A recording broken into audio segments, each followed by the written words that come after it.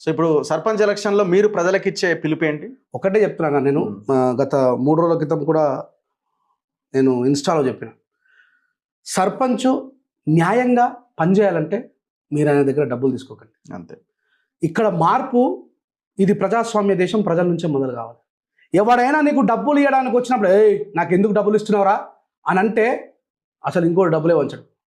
రేపు పొద్దున నువ్వు పని ఎందుకు చేయలేవు సర్పంచ్ అని అడగాలంటే నీ రైట్ని, నీకున్నటువంటి వాక్ స్వేచ్ఛని 500 రూపాయలకో, మందుకో, బీరుకో, బిర్యానీకో తీసుకుపోయి నీ చేతులారా నువ్వే తాకట్టు పెట్టుకుంటున్నావు.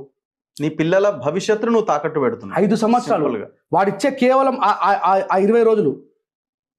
రాజకీయం రండకీయమయ్యింది, ఓటమ్మ కన్నీళ్లు పెట్టుకుంటుంది, చీపు లిక్కరు నేను రాను అంటుందిగా, పేదోళ్ళ ప్రాణాలు దియ్యనంటుంది, నోటమ్మ ఓటును బందీ చెయ్యానంటూ, నోటే ఓటును ప్రజల్ని బతినాడుతుంది, నోటమ్మ ఓటును బందీ చెయ్యానంటూ గుండెలు బాదుకు ఏడుస్తా ఉంది, సామ్రాజ్యాలను కూర్చే ఓటును నేను, నన్ను చతికీల వడగొట్టకుంటుంది, ఓటమ్మ కన్నీళ్లు పెట్టుకుంటుంది. ఇది పోయిన ఎలక్షన్లలో రాసిన పాటనే.